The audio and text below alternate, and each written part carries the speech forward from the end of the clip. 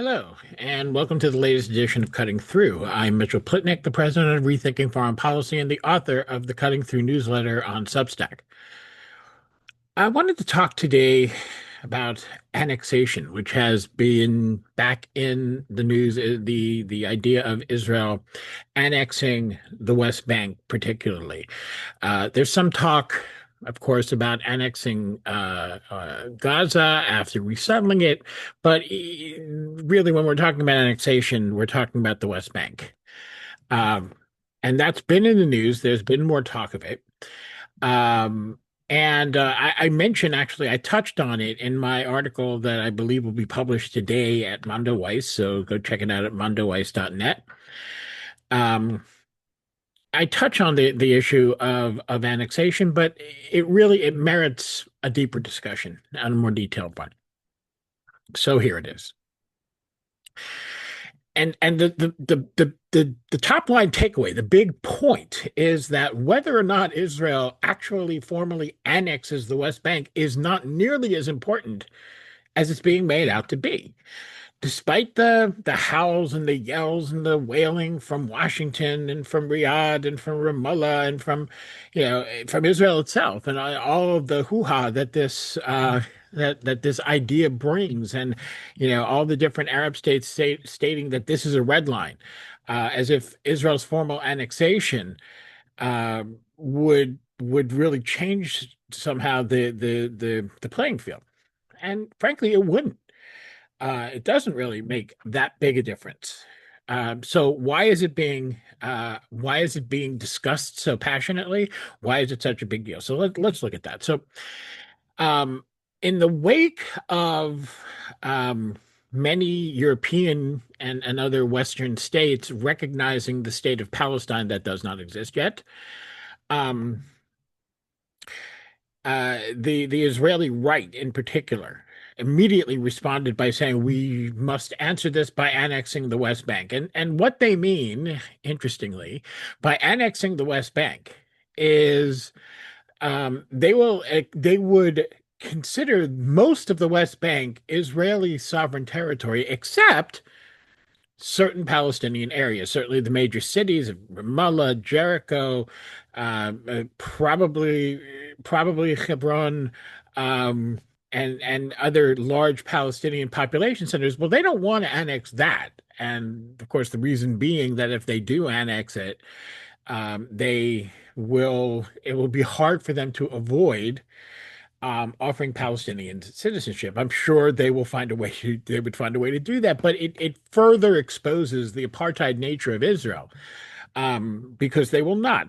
There's no way that Bezalel Smotrich and Itamar Ben-Gvir or Benjamin Netanyahu, even if they annex the West Bank, would ever preside over an Israel that allows an additional 3 million plus Palestinians the right to vote. Just not going to happen. And that's what would be the case if they actually extended. Now, this wouldn't be unprecedented. When Israel annexed East Jerusalem, they offered the Palestinians living in East Jerusalem the right to vote and citizenship in Israel. Most Palestinians refused that because it would legitimize the Israeli occupation. It would legitimize the loss of Palestinian sovereignty and the loss of Palestinian national identity. Some few people accepted, but for the most part, Palestinians rejected that. I suspect that would happen again, although, I mean, there have been a lot of arguments about whether or not rejecting the ability to vote was necessarily the right move. Um, because if you vote, even if you're a second-class citizen, if you in fact vote and your vote is counted, and Israel does do that with its Palestinian citizens, they can vote, do vote. Those that do vote, their votes are counted. Um, it can obviously affect the political decisions that are made. So there's been some debate over it, but who knows? It's a what if that doesn't matter much because it's not going to happen. Israel is not going to put itself in a position where it has to offer that many Palestinians the right to vote. It's just not going to do it, certainly not willingly. So what Smotrich means is they will annex the territory that Israel currently, quote unquote, controls. It, of course, controls the Palestinian population centers as well, in much the way it controlled Gaza. mostly by staying outside, but and only, going in for the sake of military incursions, which is what it's been doing with enormous regularity over the past couple of years. Increased regularity, that is to say. Um, so essentially, you would have a Swiss cheese map of the West Bank, where there would be some larger holes, a bunch of smaller holes that are not considered by Israel as its sovereign territory. And by the way, we should look at that word, sovereign. Um, Countries cannot declare certain areas sovereign territory. Sovereignty is a process by which other countries recognize your sovereignty. Okay, the United States is not sovereign because we say so. The United States is sovereign because the rest of the world says so. That's how that works. Um, so, but let's not get bogged down in semantics. We know what we're talking. We're talking about Israel essentially incorporating those areas into the country in a legal and political way, as it has with the Golan Heights and with East Jerusalem. And again, it would be this sort of Swiss cheese version of the West Bank. Um, the Israeli right has demanded this in response, as I said, to the recognition of Palestine, which makes no sense, right? I mean, the two things are not related in any way. It's not it is a typical Israeli response, which is to say, well, we can't, and we know that if we really spit in the face of the UK and France and Canada and Australia, we're going to be cutting off our own nose to spite our face. So we'll punish the Palestinians instead. That's what Israel has always done. Uh, since the occupation, certainly since the occupation began in 67, it's a routine Israeli practice. When the United States or any other Western country does something Israel doesn't like, they punish the Palestinians rather than risk escalating tensions with countries whose partnership they need. So an old trick. Let's think, for example, of the last time annexation was really on the table in a big way, that it looked like it was going to happen. And that was during Trump's first administration. It was in the second half of the first Trump administration. And it came at the same time as Trump's son-in-law, Jared Kushner, was negotiating what came to be known as the Abraham Accords. And the end result was that the United Arab Emirates, which of course is the key country in the Abraham Accords. I mean, there's Bahrain and in a very technical sense, only Sudan. Um, but you're really talking about the UAE. That was the key and remains the key to the Abraham Accords. And they said, you can't annex. This is the one thing that cannot be annexation. And the United States pressed Israel on it and said, look, we can get you this deal with the UAE, but not if you annex the West Bank. We can even start talking to the Saudis, but not if you annex the West Bank. And so Israel backed off, didn't annex the West Bank. And the UAE was able to use that as cover to say, look at us, look at what we did. We prevented Israel from annexing the West Bank. So you see, by opening our trade relations so we can make more money with Israel, we've actually helped the Palestinians, which is complete bullshit. It was an extreme harm to the Palestinian cause. It legitimized Israel. It gave Israel something for nothing. Israel did not give up anything in terms of the Palestinians. This has always been the Arab stance that, certainly since the Arab Peace Initiative at the beginning of the century, where it was offered full normal relationship with the entire Arab League in exchange for Israel ending its occupation, recognizing a Palestinian state with its capital in East Jerusalem, and negotiating a resolution to the Palestinian refugee issue consistent with UN General Assembly Resolution 194. I also recently discussed this issue in an article I wrote on Substack. This was, the deal that, the Zionists of the 40s and 50s would have jumped at.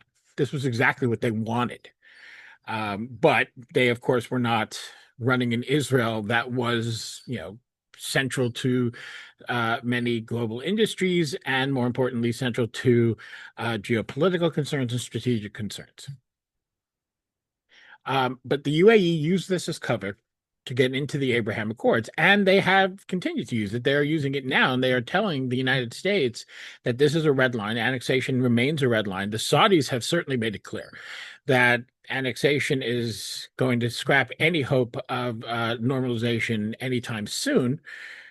You know, I think the reality is that Mohammed bin Salman, the Crown Prince of Saudi Arabia, doesn't really care very much about the Palestinians, except insofar as they are a political concern for him and for for Saudi Arabia in its position, in its leadership position of both the Arab and Islamic world.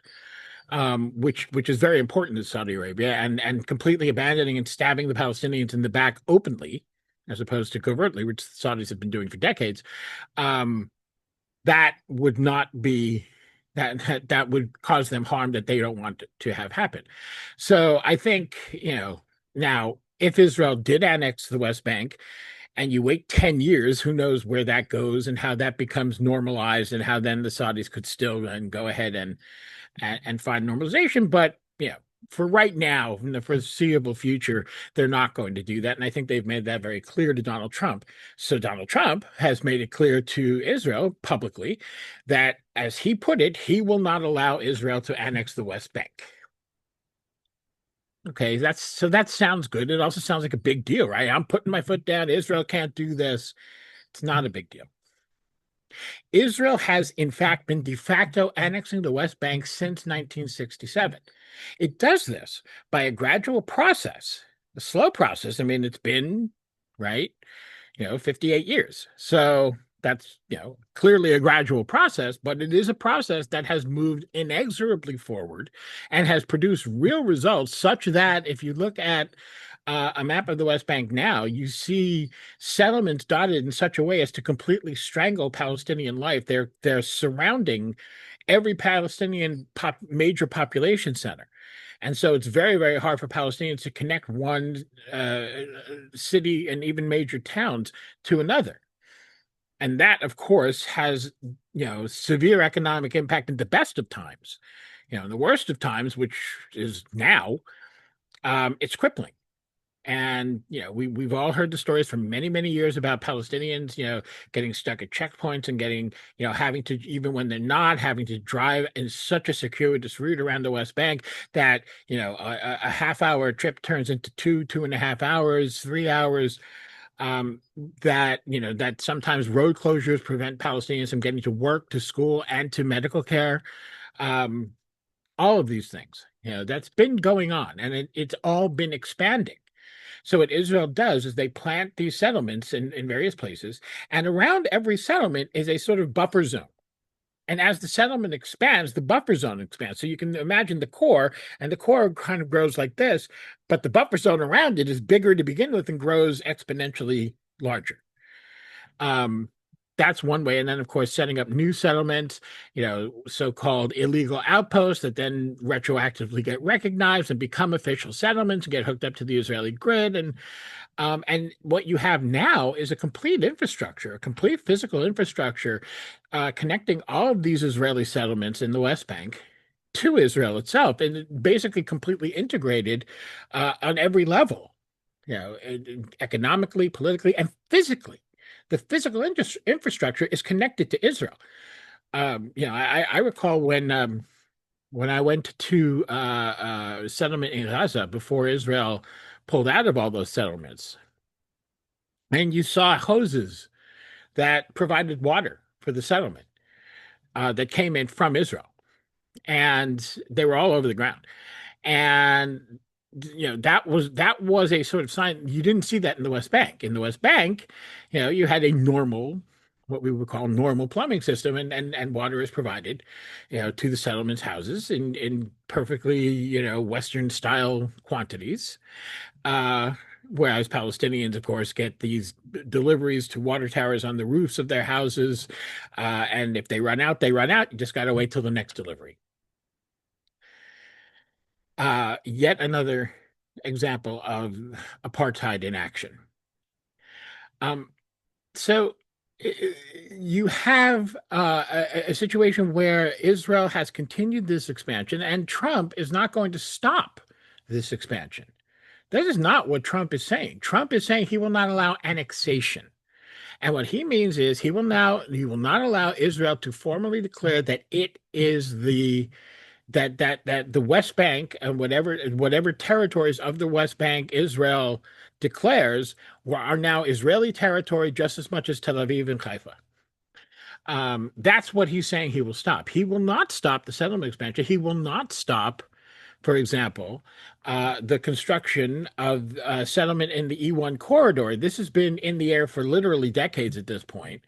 It is a settlement that would stretch the existing line between Israel, where it is bordered, where Israel within its internationally recognized border, it would stretch Israel's control via settlements through the settlement of Ma'ale Adumim and stretch farther out, closer to the Jordan River. Um, sort of, you can imagine sort of a straight line just cutting the West Bank in two. It would basically make, everyone has repeatedly said it makes a Palestinian state impossible. Like everything else, it doesn't make it completely impossible. Yes, Palestinians in the south can drive around a circuitous route and go around and get to the north. But it makes it very, very impractical, and would mean severe economic and just constant physical difficulties. Um, whether and there are things you could suggest that might address that, underground tunnels and things like that. But again, these are just more ways of ensuring permanent Israeli control. Um, it it it's fair to say that the E1 settlement idea would bisect the West Bank in such a way that it makes a Palestinian state unviable. And I think that is true. And I think that Trump doesn't care. um, he may not even really be aware of it. It's a detail that you have to actually, pay attention to things and look into them a bit deeper to understand. And I don't think that's Trump's style. And I think, in fact, probably many of the more ideological members of his staff who maybe do understand it probably don't present it to him in such a detailed way, which he probably encourages.